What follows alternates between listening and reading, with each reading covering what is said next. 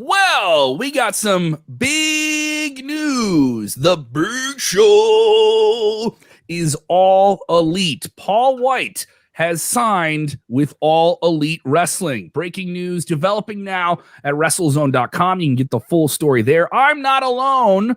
Normally around this time, we would be doing our Impact Post Wrestling podcast with the biggest consortium of the WrestleZone staff that we could cover. Our boss man, Bill Pritchard, Dude Felice, Robert D. Felice, and Double D, Bald and Beautiful. Why are you wearing the hat? Come on, show some solidarity. I want to look like a newsie.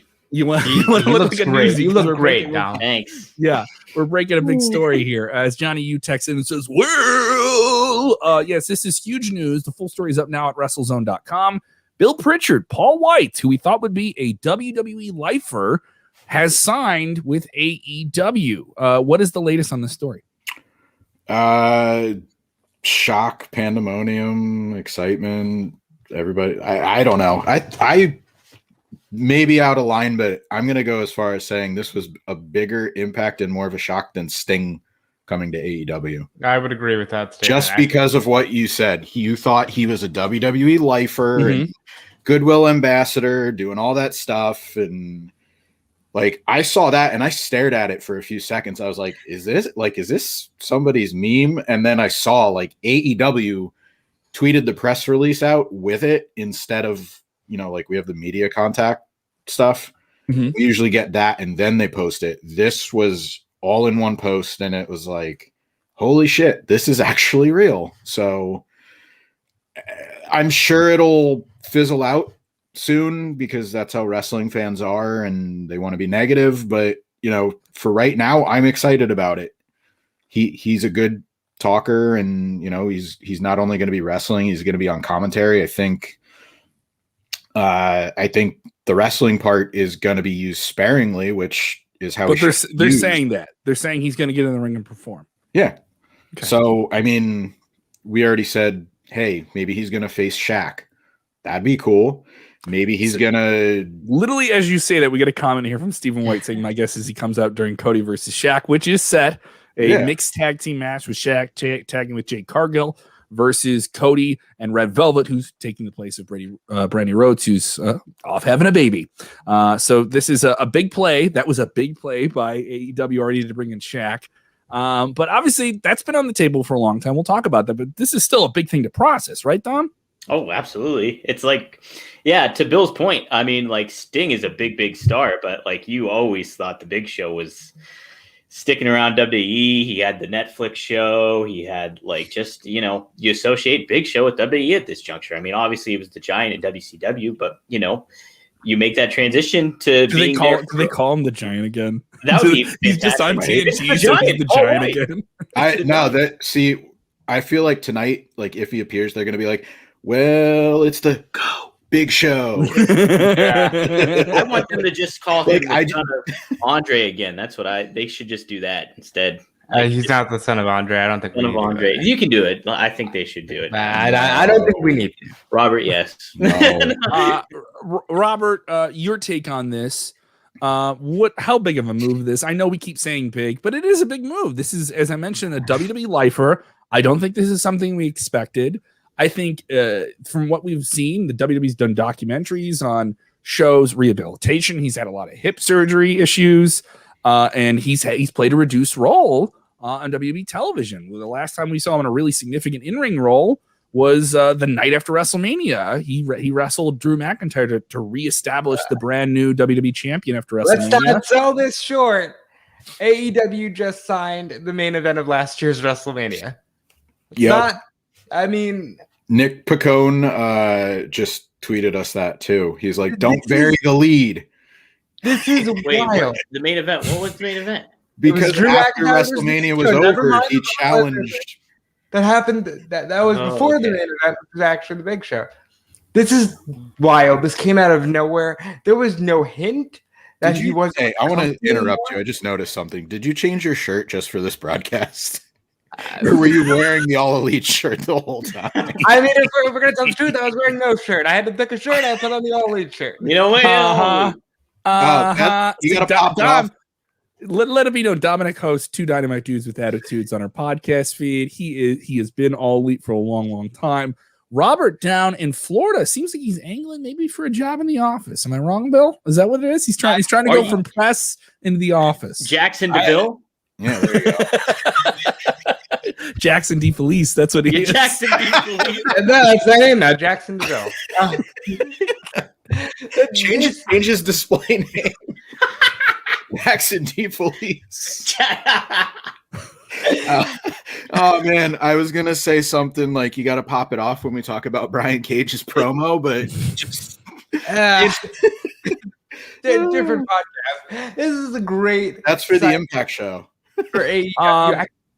I cannot believe that we all sat here, not on this podcast, but privately. We were all making fun of Tony Khan, who was a little heated on a media call back in December. Did I get heat or did I get buzz? And I got some aces up my sleeve. This dude is just pulling out aces like he's got the whole deck of cards up his sleeve. Tony Khan is doing a lot of great things. I hope we're looking at this in a few years as a big moment and not as a, hey, remember when TNA signed Hogan? Because, we're still very early with AEW that this can go either way. Okay, but let's admit that AEW in 2 years is already above and beyond what TNA was back then. Like, I love Impact. I watch every week. I mean, yeah, it was like, oh, man, Hogan went somewhere else, but he also did it before. So it was a little bit less of an impact, no pun intended.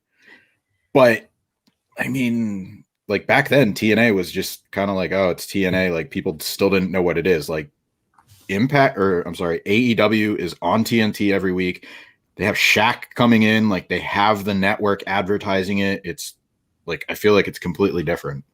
Yeah. And you look at it too, from that, from the Hogan going to TNA, it's like he had creative power. He had a lot of different like influence on the product, whereas Big Show's coming in as a talent and just used as a talent, and they're positioning him in commentary, a little bit of in-ring action. He's going to be a very diverse, like a personality behind the scenes and on television. So I think that comparison is going to be, you're going to see ultimately a pretty good payoff, I think, with Big Show. But you're right. Like there's that moment in time where you have to, how do they balance everything? We want to see, like me personally, I'd like to see somebody like Vicky Guerrero get more in the limelight. She hasn't really gotten that shot yet. So how are they going to utilize a lot of this? We'll do that on TV. So it's just like, it's a wait and see thing, but it's very big news. And I think it's a very positive news for wrestling and for AEW. So we already had someone give us this comment. We've already kind of touched on it, and let's just get there. The matches are being made immediately in wrestling fans' heads, right?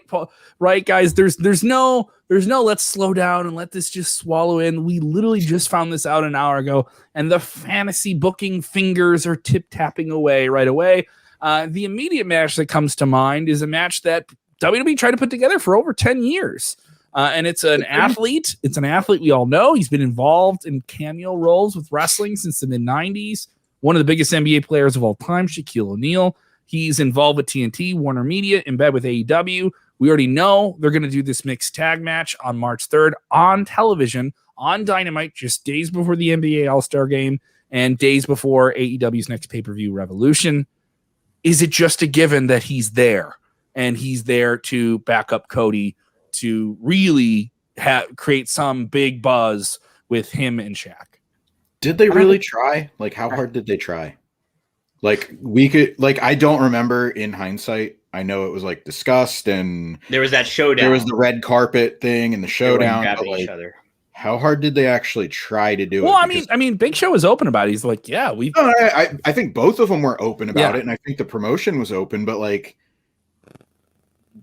was it really like, oh yeah, you guys should wrestle, and then nothing happened? And like, I think if I remember correctly, like one wasn't in as good a shape as they wanted to be for that position. Like, I don't really remember, so I can't really comment. But yeah, like addressing today, people are immediately saying like, oh yeah, put them in the ring together.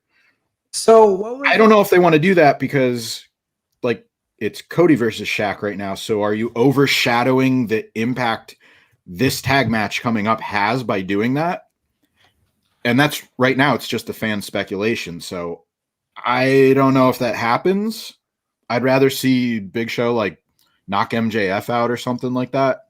Like, no disrespect to MJF, but he can take the hit. I just mean like he's the guy that like is on the mic enough where Big Show can literally just walk out, punch him, and I think that would open up a door too for Paul Wight to show the forbidden door to kind of cut some more. Show the revolving forbidden door. That's what it is. At this point. It's a flapping curtain right now. Yes, it's a beaded curtain. You just walk right through like that. It's just Tony's on the other side waving a contract. Come on. Yeah. But I think this, like having him go against a talent like MJF or somebody that's great on the mic, will open up his ability to show a little bit of mic work that he hasn't been able to show, like just in short stints in WWE when he comes and shows up. There's a lot of stuff opening up for. Tyrese texting you saying no, the NBA wasn't allowing Shaq to take bumps because he was signed to NBA TV, so that's why it never happened. Well, he's doing NBA television now, so I don't see the apprehension to that. I could see maybe at the time when Shaq was still an active player in the league that the league wouldn't be okay with that. And he was doing physical things on WWE television, like they did the tussle, they did like the choke down. It was very limited. It was very, very sparse. And then a few years ago, after he retired, he went and did a battle royal out of nowhere at WrestleMania. Was in the ring and he did a handful of things, but he didn't take any bumps. Obviously, I think it's a money match. Shaq versus Show is a huge attraction. I would say that's a bigger match than Cody. It's been built up to for a while. I think you can make it just a huge attraction. It is to borrow something from WCW. We have WCW rewritten every Thursday. Cheap plug for you there, Dom. You didn't pay for that one. Thank you. This is two monster truck people taking each other on, Robert, right? So, first of all, we're never going to reference that monster truck thing ever again. Don't do that. Top of Cobo Hall. Top of Cobo Hall, Detroit. First, I think here's the thing. AEW has this obsession with making an Aki-style video game. The fact of the matter is the common denominator in each one of those games is Paul Wight. And I think they said we can't do an Aki-style video game without having Paul Wight under contract. So this is actually just video game news. They're doing this for the video game. Is it Aki or AKI? It's Aki. It's Aki. If you follow the threads and you're involved, yes. Dominic, if you're in the internet video game community, Aki, you would man? Understand that. It's Aki man, not AKI man? I always said AKI as well because of THQ, but it's actually Aki. I learned that not that long ago. Wow. Big Show versus Vance Archer. This is like, what? How did we okay, forget like Pac versus Pac. This is like 26 years that we've been saying AKI. AKI man. Dude, when the four of us are on here, it gets ridiculous. The 24 right here. That's what we're looking for. Well, here's the thing. I was like, Robert, what are you saying? Aki? What is that? We will get back to that for sure because this is going to be a long year for video game news. But we haven't even touched on the biggest topic here, and that is that we got even more AEW Dark, baby. AEW Tyler Treese, get ready. He's so excited. I know he's elated. Yes. All right, so tell me about this AEW Dark Elevation. This is a new series that AEW is working on. What is the latest? What is the need to know about this right now, Bill? All right, so I'm getting time and date mixed up because I haven't the time anymore. We don't need it. But in the Paul Wight Big Show announcement, they peppered in, we're also doing another Dark show. So this has been confirmed before or discussed before. I don't really remember. I know Tony Khan has talked about it. He said he kind of sees Dark as a vehicle for, like a training center or whatever, like for the not Dynamite talent, like the regular talent that's on Dynamite. You could have Dark for up and coming stars, and then he wanted to have like a second show.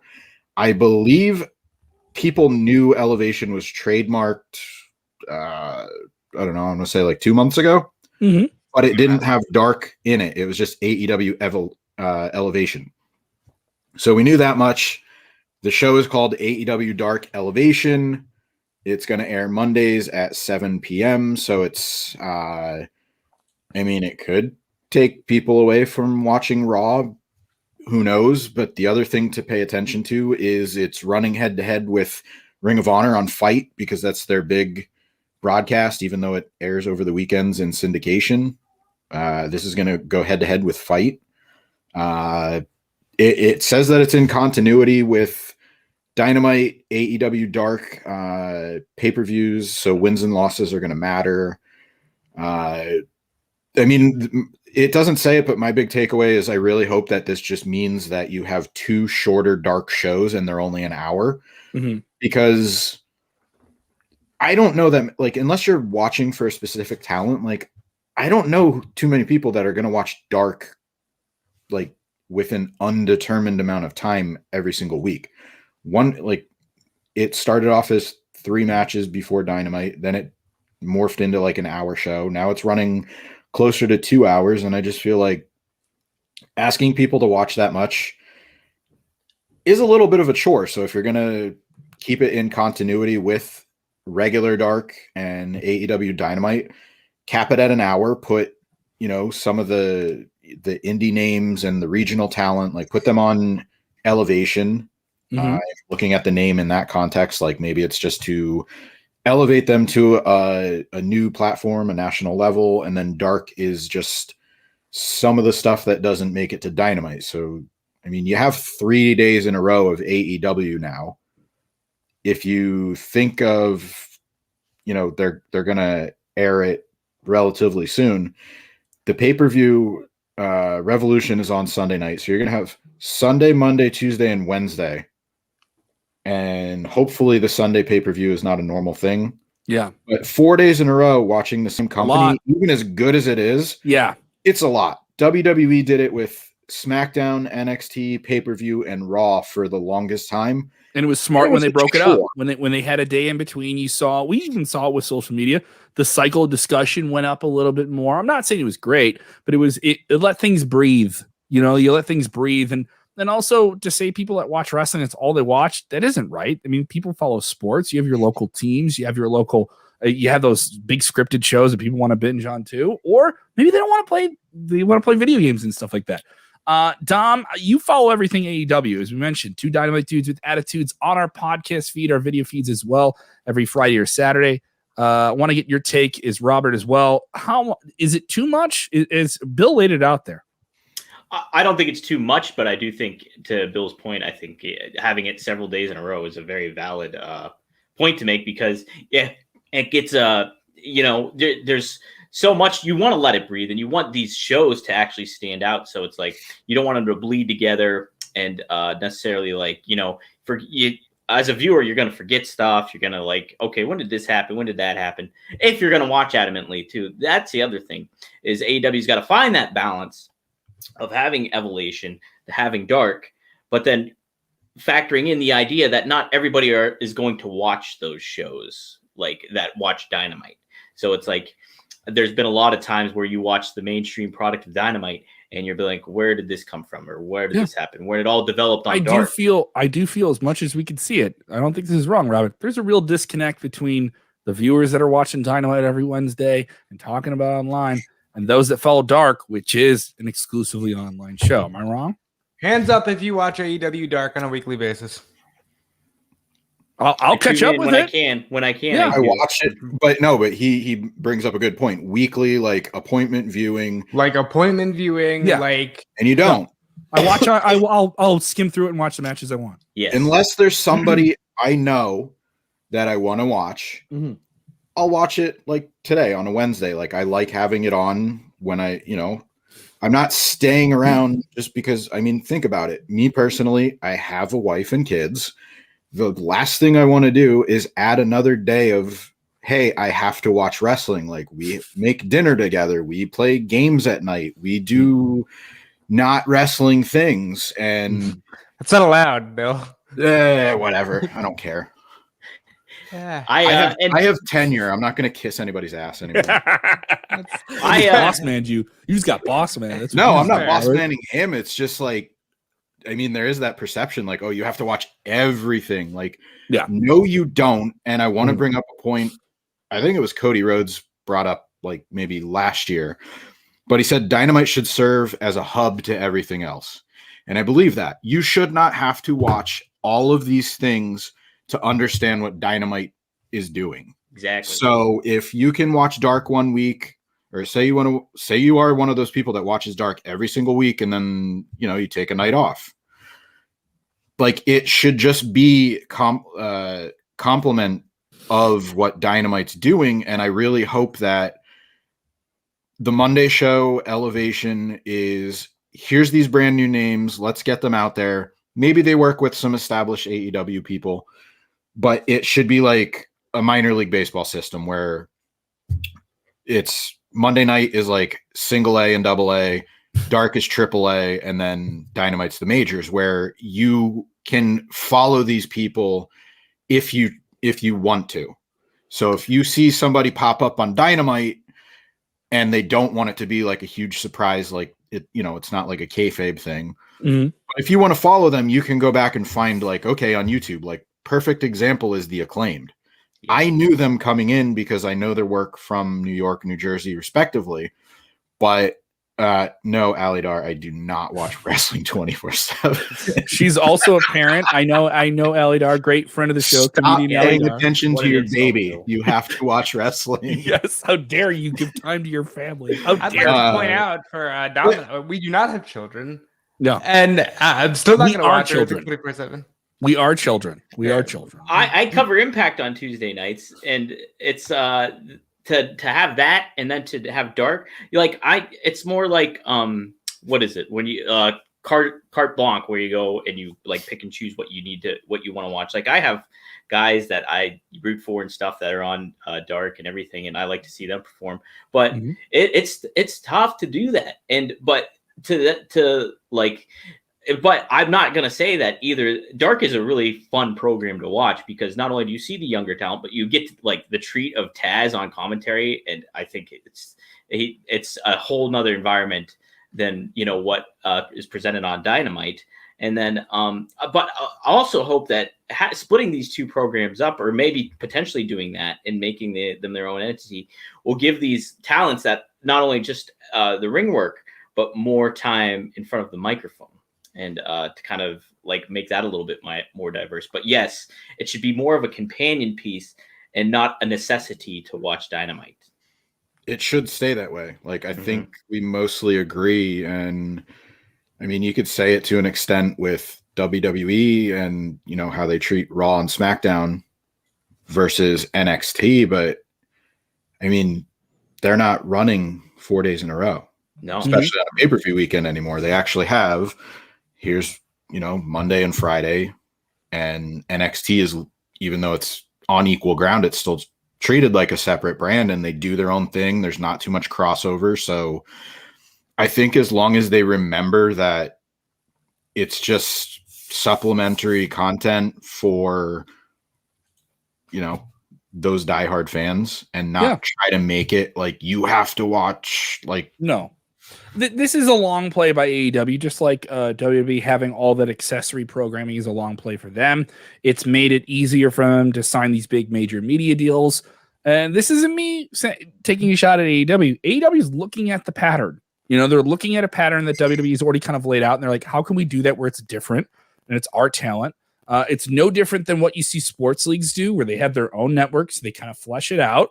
If you watch the NFL, guess what? It wouldn't shock anyone if NFL said, we're going to start running CFL games. We're going to start running Canadian Football League games. Or you're going to get, you know, we're going to have the best high school football game of the week or something like that. Fans want more stuff, and your media partners want you to keep producing more. So this model has kind of already been set up. Even though this may seem like it's overdone, digital is becoming more and more of a thing. So you need to feed that with its own form of first-run content.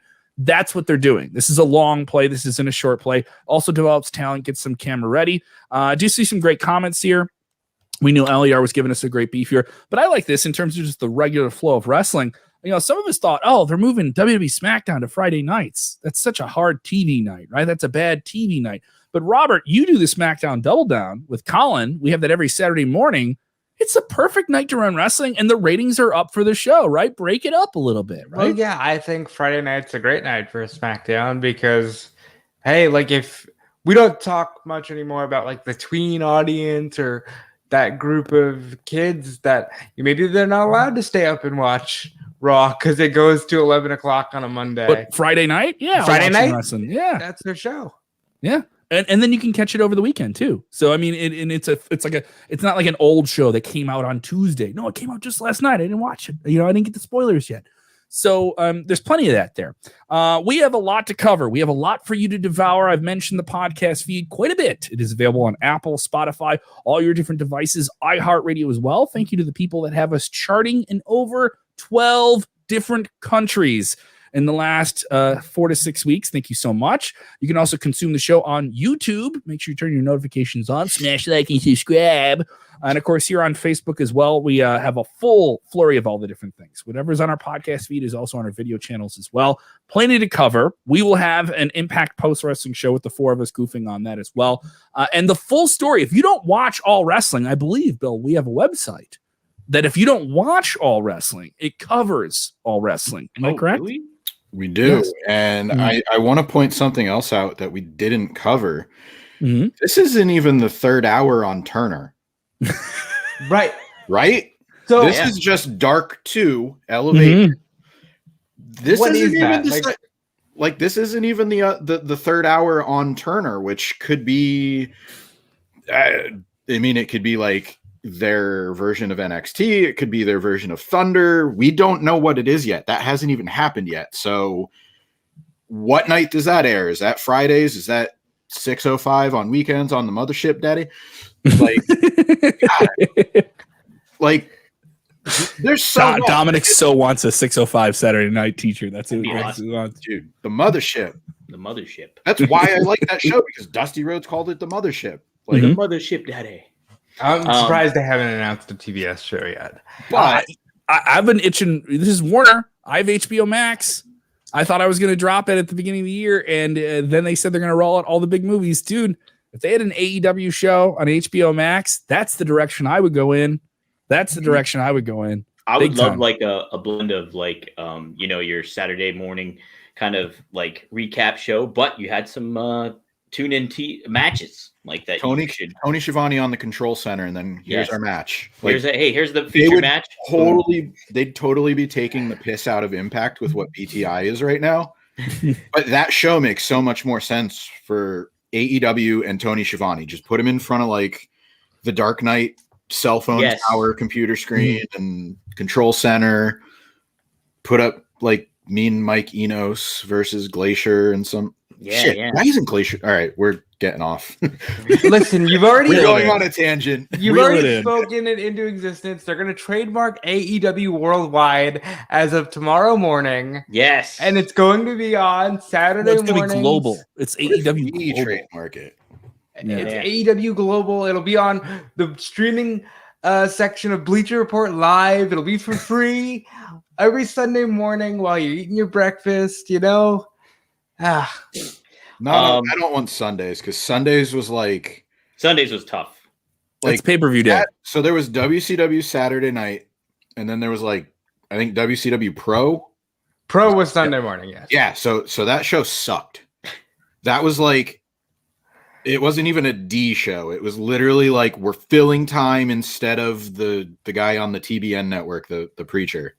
Yeah. What is your issue with Sergeant Buddy Lee Parker? It's fighting Sergeant Craig Pitbull. I liked the Pitbull. There's some as the host of this show, I am reeling it in. We've gone way too deep into late 90s WCW locker rooms right now. Right. Dom, you have the WCW rewritten show. Reel this in, because guess what? I don't think you're fantasy booking Buddy Lee Parker into anything right now. Okay? No, that's probably not happening. I don't know if that's on Marcus's agenda to put Buddy Lee Parker. We've mentioned Jerry Flynn a couple times, but all right, Jerry Flynn. Before we sign off here on this show that kind of popped up on a morning with a bunch of different big news, quickly give them the quick sell here on WCW. Yes. I've had a great time with it. Retrospective, but my degenerate brother Marcus goes and he essentially rebooks WCW from Starrcade 97 on, where this week, tomorrow, episode 3 is going to drop, where it's the second Nitro after Starrcade, and things are changing. Things are already changing. You see stars that you've wanted to see positioned in a better spot already getting some shine, and Marcus goes all out. He cuts little promos for people. He has stories played out. It's very, very entertaining. I go in there blind and I just listen, and I'm like, holy shit, that's very cool. I can't wait to see what happens next week or the week after. So fun so stuff. You're taking credit for his hard work. Yeah. I just sit back and relax, and I just take all the credit. And that's what I was joking to Marcus about over the phone. I was like, yeah, I'm just gonna tweet out like just anything that it's gonna give me credit, not you, basically. But no, he does a good job. So if you guys enjoy the four of us being together, this is my favorite combination of some stuff we get to do. And so I've mentioned it a handful of times. If you've been listening, thank you guys so much for listening or watching wherever you guys are consuming our stuff. We hope you're safe. We hope you're keeping your nose covered and your mouth. Don't be that person who just lets their nose be outside of the mask. All right. We got to get people into WrestleMania this year and do it safely. By the way, for all the people asking every single day when are WrestleMania tickets going on sale, we don't know yet, but when we know, we'll let you know. So keep an eye on all that. We will have an Impact post-wrestling show. If it's even more wrestling you can't follow, but you want us to cover it for you, we'll have that for you in just a little bit. Make sure, once again, you turn your notifications on whatever app you're reaching us on so we can engage with you. Get your comments on screen. This isn't a show at you. This is a show with you. Remember, when watching wrestling, whether it's on a Monday at 6, whether it's on a Saturday at 6, whether it's with a 500-pound man or a very, very short man, Marco Stunt. Are we getting the Marco Stunt Big Show match? They're already angling for it. They're already angling for it. Robert, let's give you the sign off. Robert, when watching wrestling, what is the most important thing you're supposed to do? Enjoy wrestling.